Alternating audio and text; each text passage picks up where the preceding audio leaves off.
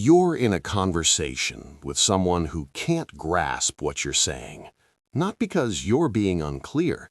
You've simplified it, used examples, even drawn diagrams, but they're still nodding along with that vacant look in their eyes, the one that tells you they're not processing a single word. You feel it, that familiar, suffocating isolation. That moment when you realize you're fundamentally alone in a room full of people.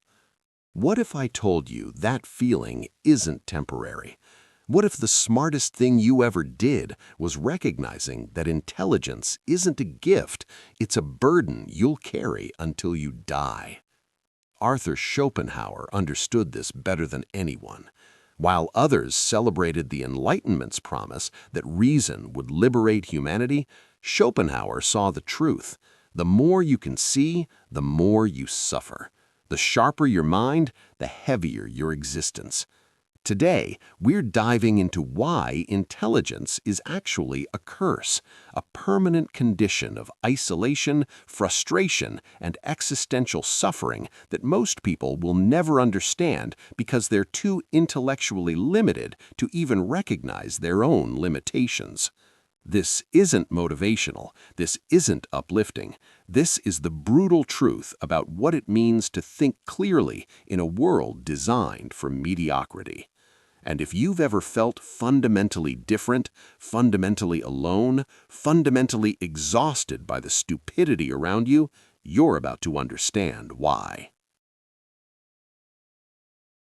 Here's what nobody tells you about intelligence. It's a one-way ticket to permanent isolation. Think about your last meaningful conversation. How long did it take before you had to slow down, backtrack, simplify what you were saying because the other person wasn't keeping up? How many times did you watch their eyes glaze over as you explained something that seemed obvious to you?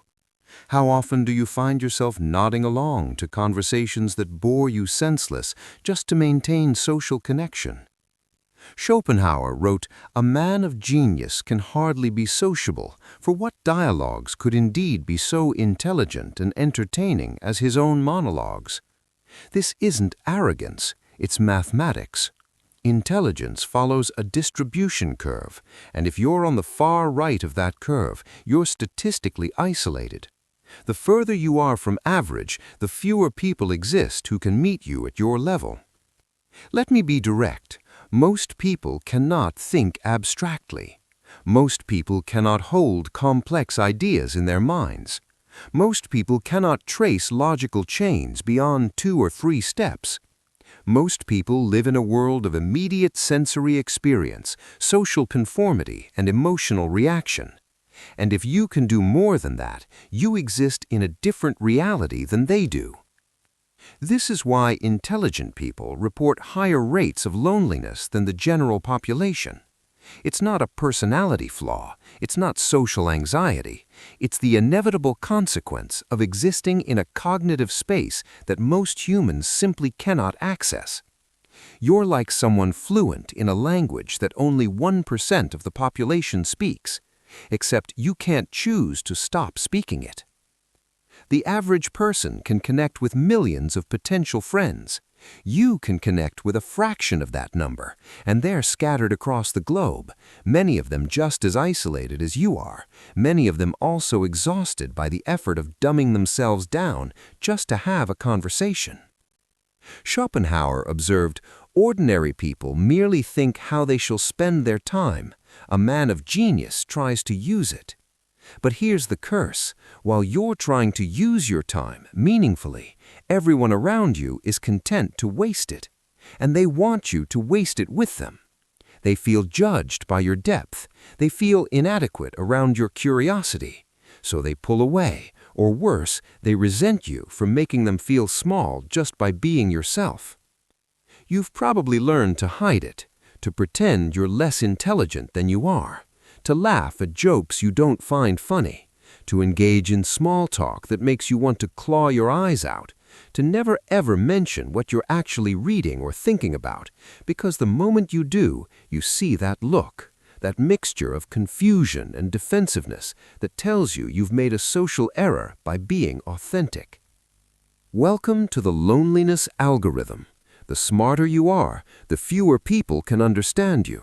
The fewer people can understand you, the more alone you become. The more alone you become, the more you suffer.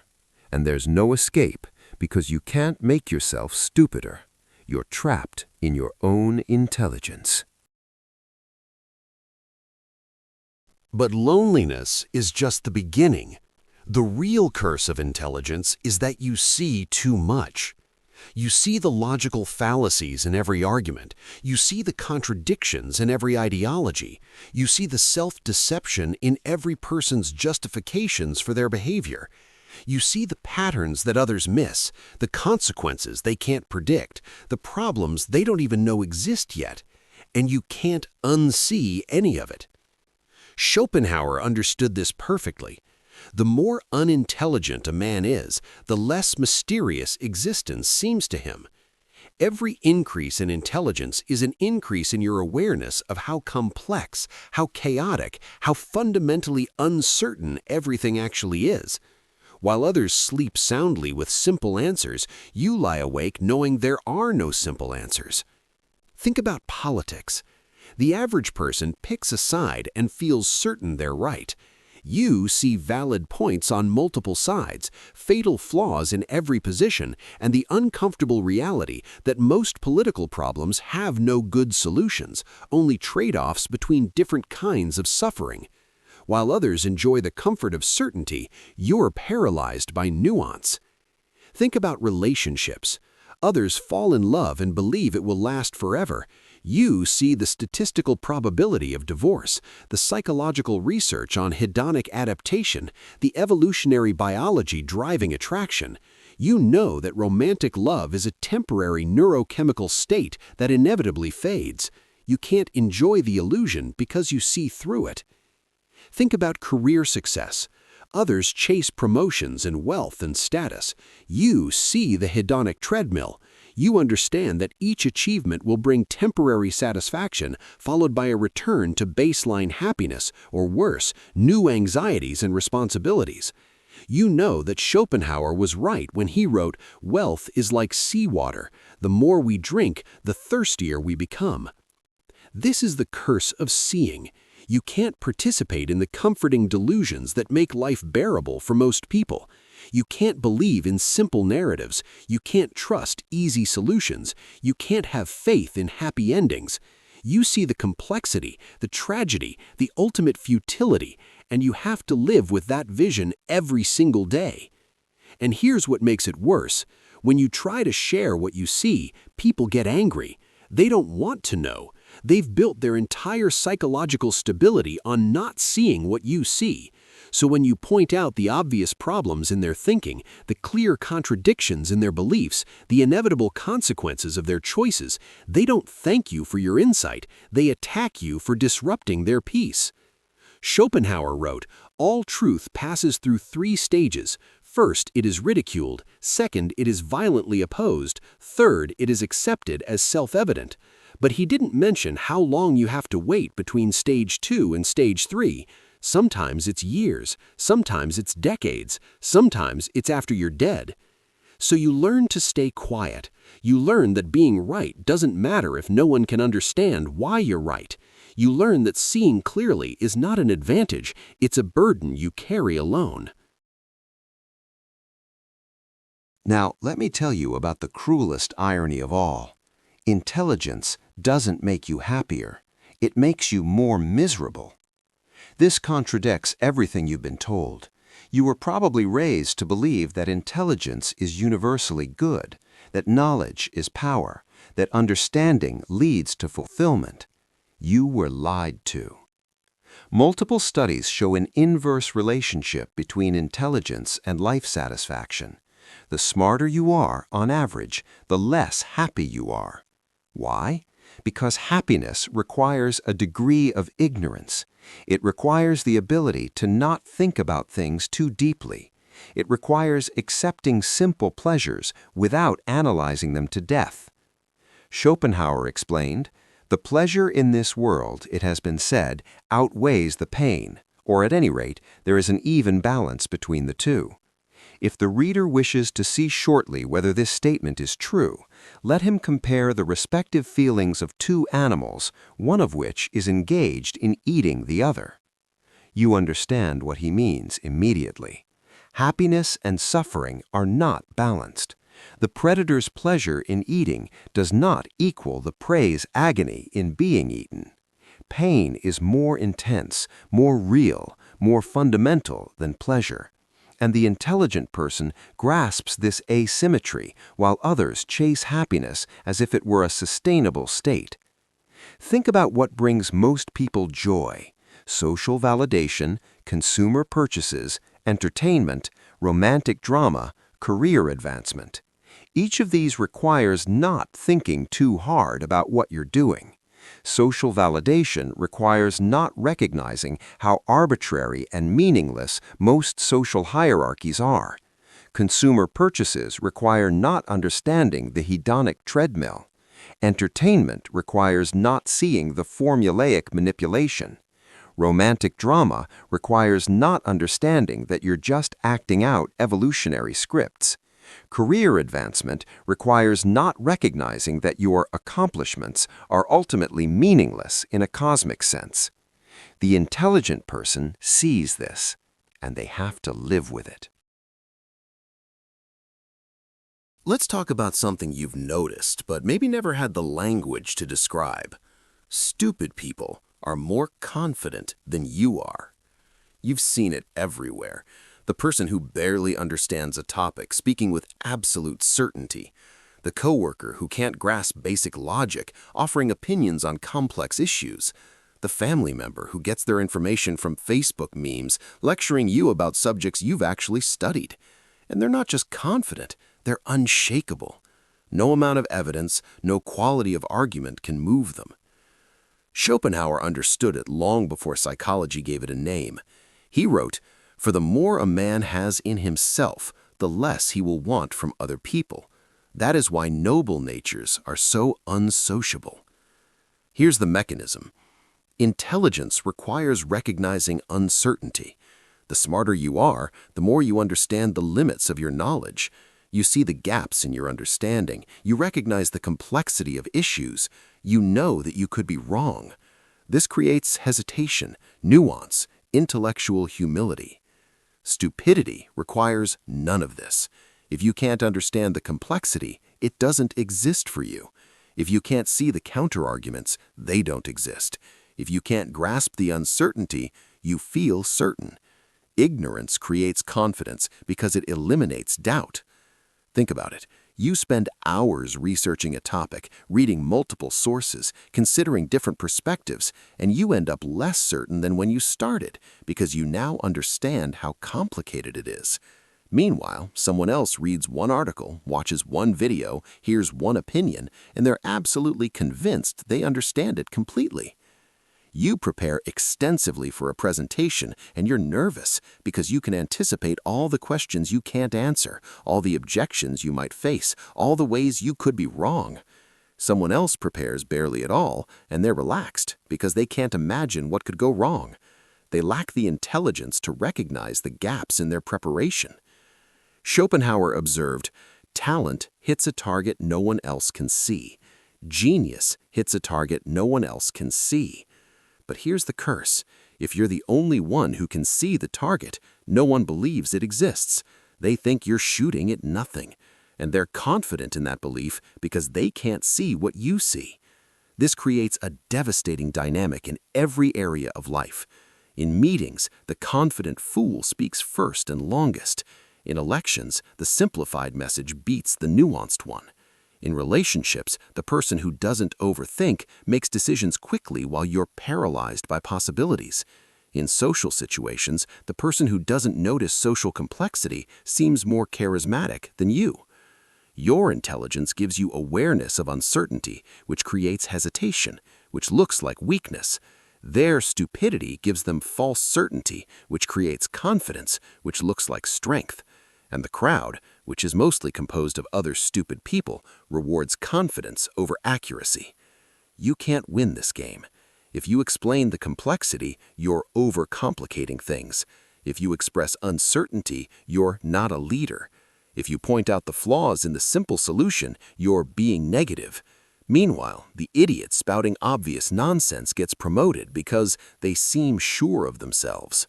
Schopenhauer was right. The majority of men are not capable of thinking, but only of believing, and are not accessible to reason, but only to authority.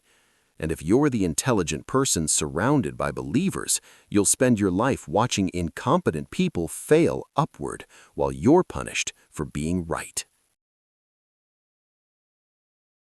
Now let's get specific about how intelligence ruins your actual day-to-day life. You can't enjoy simple pleasures. You go to a party, you analyze the social dynamics instead of participating in them. You watch a popular movie, you see the plot holes and manipulation techniques instead of getting immersed. You hear a motivational speaker, you recognize the logical fallacies instead of feeling inspired. Your intelligence has made you a spectator in your own life, always observing, never truly experiencing. You can't make decisions efficiently. Should you take this job? Well, let's consider the opportunity cost, the long-term career implications, the potential for skill development, the cultural fit, the statistical likelihood of the company's success, the impact on your personal relationships, the alignment with your values. And 6 months later, you're still weighing options while someone dumber than you took the job on day 1 and is already getting promoted. Schopenhauer understood this. A man can be himself only so long as he is alone, and if he does not love solitude, he will not love freedom, for it is only when he is alone that he is really free. But here's the problem. You need solitude to think clearly, but humans are social animals who require connection to avoid depression. You're caught between two incompatible needs. You can't maintain relationships easily.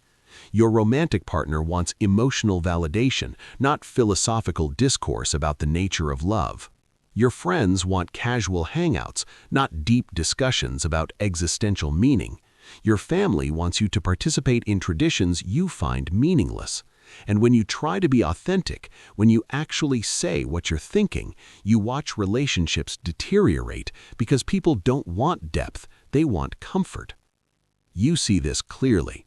Most relationships are transactional. People maintain friendships because of proximity, shared activities, or mutual benefit, not because of genuine intellectual or emotional connection. Once the transaction ends, you change jobs, move cities, shift interests. Most friendships evaporate. You've probably lost dozens of friendships simply by growing in ways others couldn't follow. You can't be satisfied with your achievements. You finish a project and immediately see its flaws. You reach a goal and immediately recognize its arbitrary nature. You accomplish something impressive and you know that in 100 years, no one will remember or care. While others celebrate their wins, you're already seeing through to the emptiness on the other side. This is what Schopenhauer meant when he wrote, "We forfeit 3/4 of ourselves in order to be like other people." But here's the problem. You need even more. You forfeit your authenticity to maintain relationships.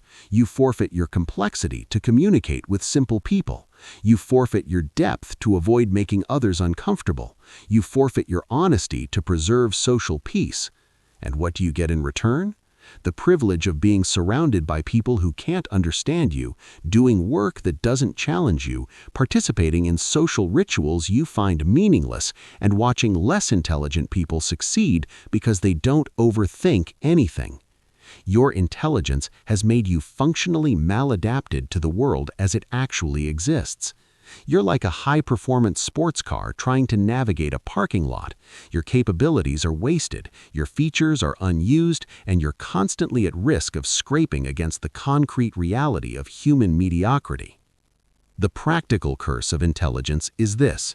You're too smart to be happy with simple things, but not smart enough to escape the need for them.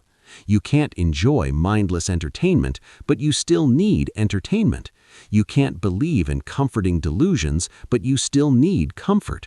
You can't participate in shallow relationships, but you still need human connection. You're trapped between two worlds, fully belonging to neither.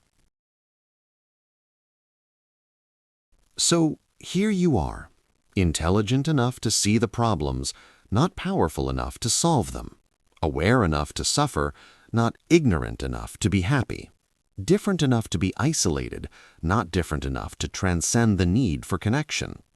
What do you do? First, you accept it. You stop fighting against your own nature. You stop pretending you can think your way to happiness.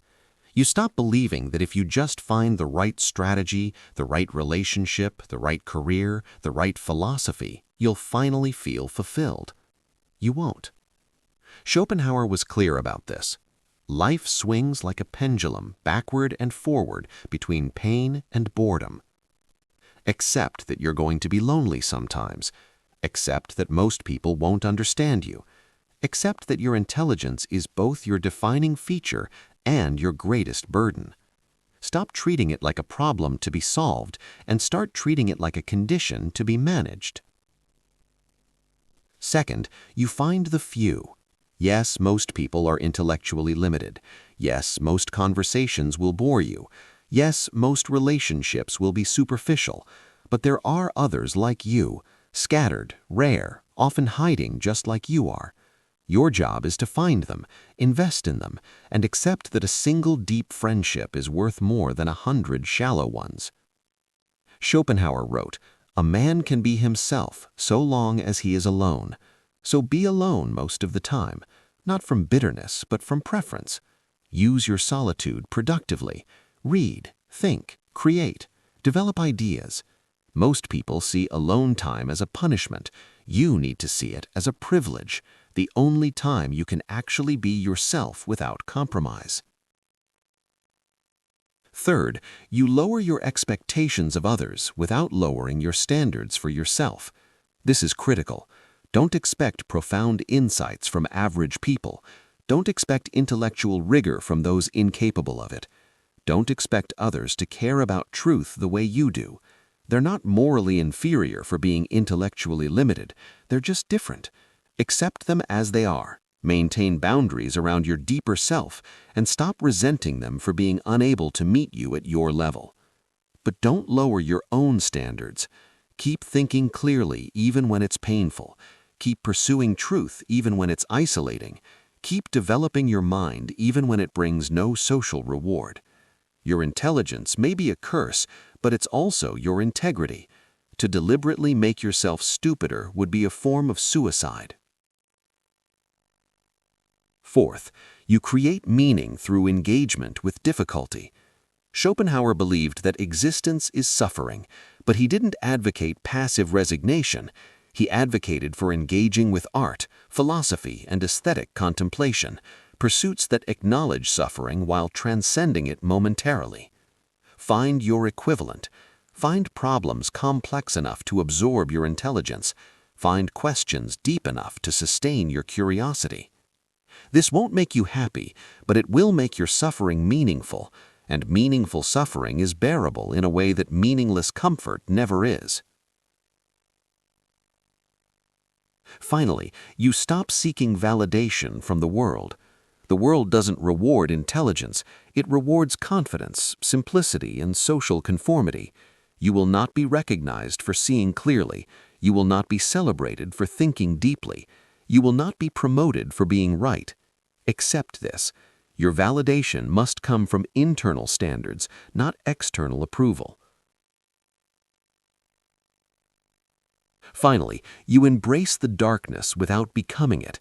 Yes, existence is suffering. Yes, most people are limited. Yes, your intelligence is a curse. But Schopenhauer's pessimism isn't nihilism.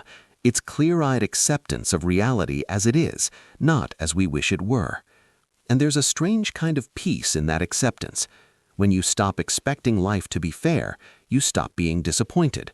When you stop expecting people to be rational, you stop being frustrated. When you stop expecting happiness to last, you stop being devastated when it fades. This is the wisdom Schopenhauer offers. See reality clearly, Accept what you cannot change and find your own way through the darkness without lying to yourself about what the darkness contains. Here's what you need to understand. Intelligence is a curse because consciousness itself is a curse. You weren't asked if you wanted to be born. You weren't asked if you wanted to be intelligent. You weren't given a choice about the level of awareness you'd have to carry through life. You're stuck with a mind that sees too much, thinks too deeply, and suffers too acutely. And there's no escape from that except death, which Schopenhauer recognized as the one true liberation, though he didn't advocate seeking it prematurely. Schopenhauer wrote, "Unless suffering is the direct and immediate object of life, our existence must entirely fail of its aim." Read that again. Suffering is the point. Not in some redemptive it makes you stronger way, not in some cosmic test that you pass. Suffering is what consciousness does. You suffer because you are aware. The more aware you become, the more you suffer. This is why the intelligent suffer more than the stupid. This is why knowledge brings pain rather than peace. This is why every increase in understanding is an increase in the burden of existence. You know too much to be comfortable. You see too clearly to be deluded. You think too deeply to be distracted. And yet, and this is crucial, this doesn't make life not worth living. It makes life tragic. It makes existence difficult. It makes happiness rare and fleeting. But it also makes you real in a way that most people never achieve. Your suffering is the price of your authenticity. Your isolation is the cost of your integrity. Your pain is proof that you're actually paying attention to what is rather than what you wish were. Most people sleepwalk through life, buffered by ignorance and distracted by trivialities. You can't do that. Your intelligence won't let you, and that's both your curse and your distinction. You are aware in a way that most never will be. You see in a way that most cannot. You think in a way that most don't. Is it worth it? That's the wrong question. It's not about worth. It's about what is. You are intelligent. This comes with suffering. This is your reality. Accept it. Stop fighting it. Stop wishing you were different. Stop resenting your own nature. The curse of intelligence is that you see the truth, that life is hard, that people are limited, that meaning is scarce, that happiness is temporary, that suffering is fundamental, and that consciousness itself is the problem that has no solution. But the freedom of intelligence is that you see this truth, and once you see it, really see it, accept it, stop fighting it, there's a strange kind of peace that comes. Not happiness, not contentment, but peace. The peace of knowing exactly what you're dealing with. The peace of having no illusions left to lose. The peace of being fully awake in a world of sleepwalkers. This is Schopenhauer's gift to you. Not comfort, but clarity. Not hope, but honesty. Not a solution to the curse of intelligence, but the recognition that the curse itself is inescapable, and that accepting inescapable truths is the only real wisdom there is. You are intelligent. You will suffer more because of it, and that's just how it is. Accept it. If this resonated with you, if you felt understood for the first time in a long while, you are not alone, even though you often feel that way. There are others like you. We're scattered, but we exist. I've created a meditation and consciousness tool designed specifically for people who think too much. It won't make you less intelligent. Nothing can do that, but it can help you manage the burden. Check the link in the description. And do me a favor, if this made sense to you, if you recognized yourself in this, write in the comments, "It made sense to me." Let's see how many of us are out there carrying this curse quietly. Subscribe if you want more brutal philosophical truths. Like if you're tired of motivational lies. Share if you know someone else who's too intelligent for their own good. Remember, your intelligence is a curse, but it's also proof that you're real. And in a world of comfortable delusions, being real is its own kind of victory, even if it's a painful one. Stay awake, even when it hurts.